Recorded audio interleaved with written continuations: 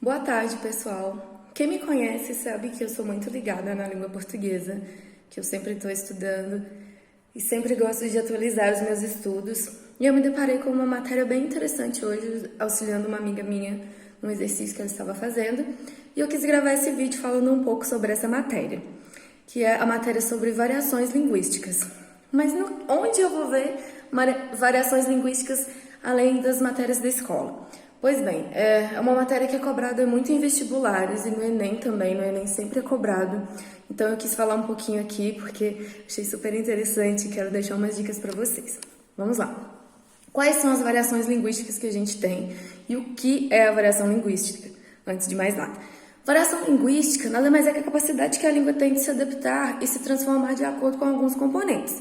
Os componentes seriam componente histórico, que tem relação com o tempo e a evolução da língua no tempo, componente social, relação com os grupos sociais em que é utilizada, o componente regional, em relação à região em que é utilizada, e o estilo, que seria o uso e a situação de uso da língua portuguesa. Vamos lá. A variação histórica. Vamos usar como exemplo aqui a palavra você.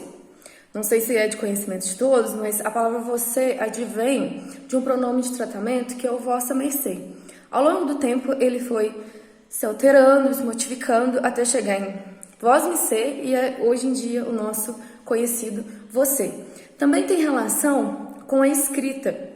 Temos como exemplo a palavra farmácia, em que antes era utilizada com PH, escrita com PH. E também a fotografia, que a gente não diz mais hoje, vamos tirar uma fotografia. A maioria das pessoas diz, vamos tirar uma foto.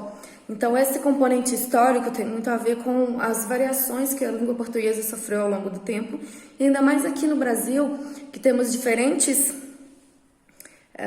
pessoas de diferentes partes, né, que foram se juntando aqui, como os portugueses, os africanos, o contato com a língua indígena, e dessa forma foram sofrendo as variações históricas. Passando mais adiante, as variações regionais têm nítida relação com a região de determinado país. No nosso caso, por exemplo, aqui no Brasil, a gente pode pegar como exemplo a mandioca. Aqui na região sudeste, pelo menos em Minas Gerais, nós chamamos de mandioca, mas há outras regiões no nosso país em que ela é chamada de aipim ou macaxeira. Também temos o exemplo da mexerica, que em outras regiões é chamada de tangerina, e também bergamota. Outro belo exemplo que a primeira vez que eu ouvi essa palavra eu fiquei por entender o que era, que é a vina. E aí você também pode estar se perguntando, o que é vina, Mariana? Pois bem, vina nada mais é que salsicha. O pessoal de Curitiba, da região do Paraná, principalmente, utiliza a palavra vina, que quer designar a mesma coisa que salsicha. Então, esses são exemplos de variações linguísticas regionais. Passando mais adiante, nas variações linguísticas sociais, tem nitidamente relação com os grupos sociais.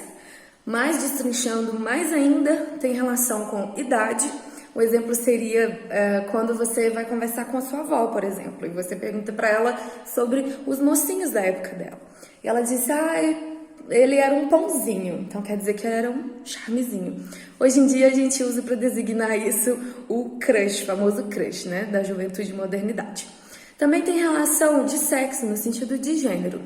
Às vezes você pode ver quando dois homens e dois garotos estão conversando e eles usam a expressão bro, por exemplo. E no caso de uma menina ou outra conversando, diga, amiga, sua louca, você viu aquele babado? Então são exemplos de variações linguísticas que têm relação de sexo. Também existem as variações linguísticas sociais relacionadas com classe social. Infelizmente a gente sabe que não só aqui, mas aqui também no nosso país, tem essas diferenças sociais, e com isso pode ser que em determinada localidade, como por exemplo um complexo, existam determinadas variações linguísticas que não vão ser utilizadas num condomínio de luxo e vice-versa. Também podemos citar aqui as gírias de surfistas, ou, por exemplo, uma gíria que eu particularmente, quando ouvi, também não conhecia, que é o pode pá. Pode pá. Modernidade. E aí, pode pá.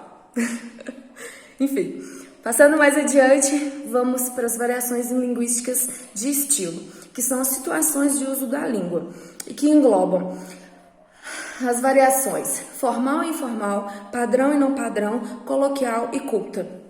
Vamos supor que eu vá me dirigir a um juiz ou uma autoridade. Então, nesse caso, seria aconselhado, que eu utilizasse um pronome de tratamento ou que fosse uma linguagem culta. Eu não vou chegar e conversar com o juiz e falar: e aí, bro, como é que tá? Pode pá? Então, a gente usa a norma culta. Também diferente do que eu usaria com um amigo conversando, que seria de uma forma mais coloquial. Desta forma, eu apresentei aqui para vocês os 4 tipos de variações linguísticas que a gente tem. Histórica, diretamente relacionada com o tempo e a evolução da linguagem no tempo. A social, que tem relação com os grupos sociais em que é utilizada. A regional, que tem relação diretamente com a localidade onde é utilizada. E de estilo, que é o uso e a situação de uso da linguagem. Então, mais uma vez, relembrando, você pode estudar essas matérias além das matérias básicas de português, mas também são muito cobradas em vestibular e principalmente no Enem. Então aqui vai uma dica para quem gosta e quer sair à frente aí para conseguir pelo menos acertar essa parte e dominar, que é uma matéria bem interessante e relativamente curta. Então eu quero deixar aqui essa dica para vocês, espero que tenham gostado.